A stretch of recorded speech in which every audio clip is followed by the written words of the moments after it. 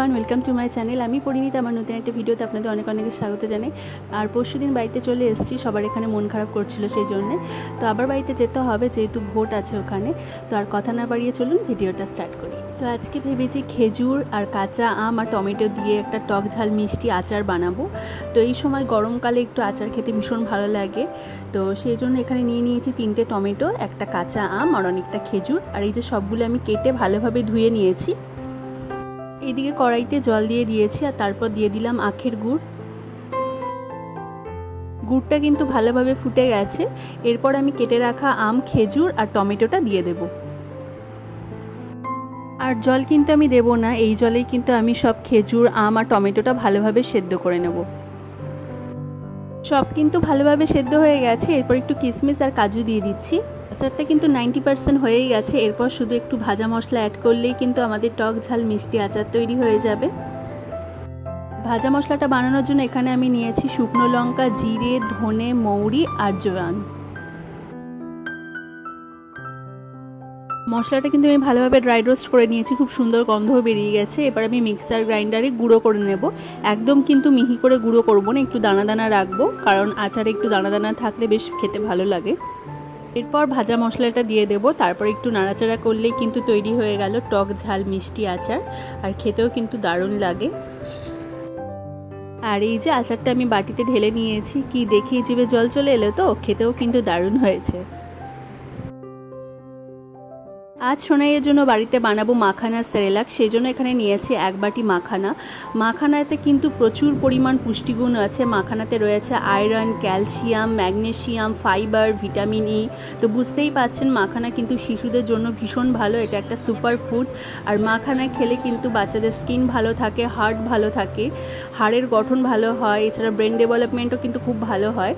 তো মাখানাটা আমি হালকা করে ড্রাই রোস্ট করে নেব। আপনারা চাইলে এখানে বাটার দিয়েও ড্রাই রোস্ট করতে পারেন, কিন্তু আমি হালকা এমনি নর্মালি ড্রাই রোস্ট করে নিচ্ছি। মাখানাটা ড্রাই রোস্ট হয়েছে কিনা সেটা দেখার জন্য একটা মাখানা নিয়ে এভাবে ভেঙে দেখলেই বুঝতে পারবেন একদম ক্রিস্পি হয়ে গেছে। তো মাখানাটা কিন্তু রেডি। এরপর আমি মিক্সার গ্রাইন্ডারে দিয়ে একটা ফাইন পাউডার করে নেব। আর এই যে মাখানার সেরেলাকটা কিন্তু একদম রেডি, একদম কিন্তু ফাইন পাউডার হয়েছে। এরপর আমি একটা এয়ারটাইট কন্টেনারে রেখে দেবো। 1 মাস অবধি কিন্তু আপনারা রাখতে পারেন এভাবে। আর আজ সোনাইকে ব্রেকফাস্টে দেবো মাখানা বানানা পরিজ। তো সেই জন্য একটা বাটিতে নিয়ে নিচ্ছি গরম জল। আমি ফ্লাক্সে আগে থেকে গরম জল করে রেখেছিলাম। এরপর দিয়ে দিচ্ছি 1 চামচ মাখানা সেরেলাক। এরপর ভালো করে কিন্তু আমি এটা গুলে নেব। তারপর ঢাকা দিয়ে 5 মিনিট রেখে দেবো, তাহলেই কিন্তু মাখানা সেরেলাকটা কিন্তু একদম রেডি।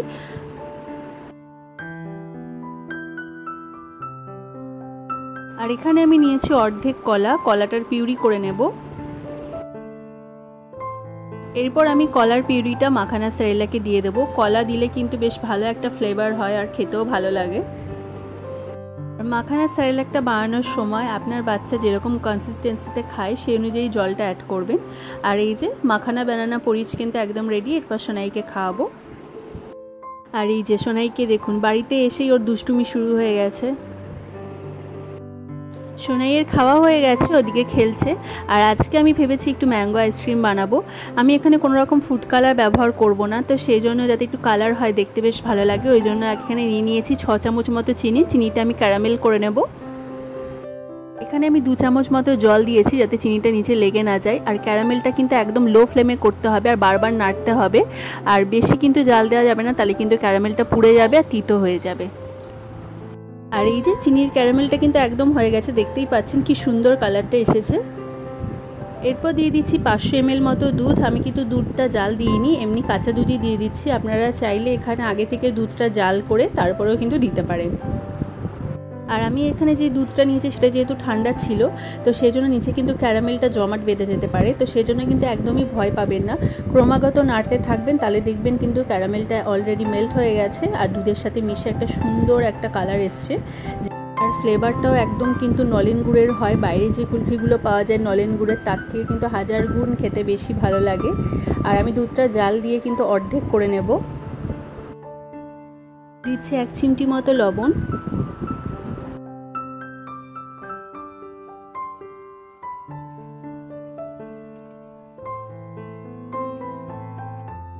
কি সুন্দর কালারটা এসছে দেখুন, আর দুধটাও কিন্তু অর্ধেক হয়ে গেছে। এরপর আমি আগে থেকে একটা আম পিউরি করে রেখেছিলাম সেটা দিয়ে দিচ্ছি। আর ফ্লেমটা কিন্তু লো টু মিডিয়ামই রাখতে হবে। এরপর সব কিছু ভালো করে আরেকবার মিশিয়ে নেব। এরপর দিয়ে দিচ্ছি গুঁড়ো দুধ। আমি এখানে 10 টাকার প্যাকেটের একটা গুঁড়ো দুধ নিয়েছি।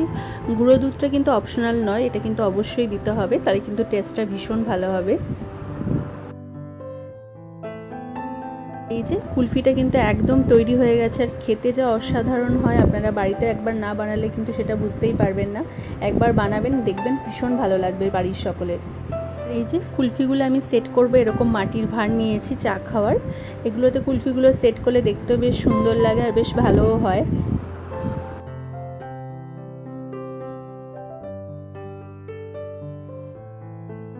এরপর কুলফি যে মালাইটা তৈরি করেছি সেটা কিন্তু সব ভাঁড়ে নিয়ে নিলাম, আর তারপরে এটা রেখে দেব ঠান্ডা হতে।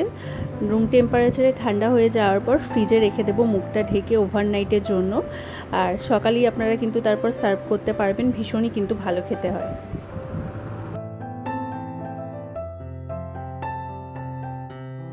আর আইসক্রিম বানানো হয়ে গেছে। এরপর চলে এসেছি সোনাইয়ের দুপুরের খাবারটা বানাবো।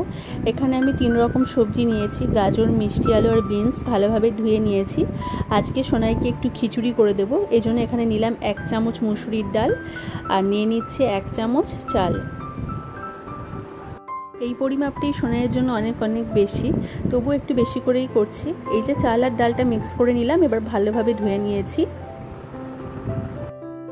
প্রেসার কুকারে দিচ্ছি অল্প পরিমাণে বাটার, ফোড়নে দিচ্ছি সামান্য জিরে। জিরেটা একটু নেড়ে নিলাম, জিরেটা থেকে একটা সুন্দর গন্ধ বেরোচ্ছে। এরপর দিয়ে দেবো কেটে রাখা সবজিগুলো হালকা একটু নেড়ে নিচ্ছি, তারপর চাল আর ডালটা দিয়ে দেব।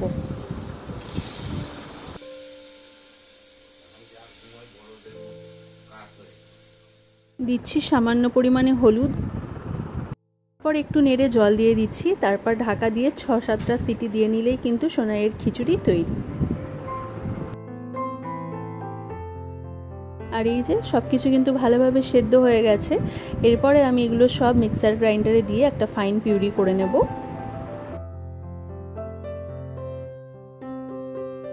তো খিচুড়ি তৈরি, এরপর সোনাইকে খাওয়াবো। ভিডিওটা তাহলে এখানেই শেষ করছি। ভিডিওটা কেমন লাগলো কমেন্টে কিন্তু অবশ্যই জানাবেন। যদি ভালো লেগে থাকে তাহলে একটা শেয়ার করে দেবেন এবং চ্যানেলটা সাবস্ক্রাইব করে দেবেন। দেখা হচ্ছে পরের ব্লগে।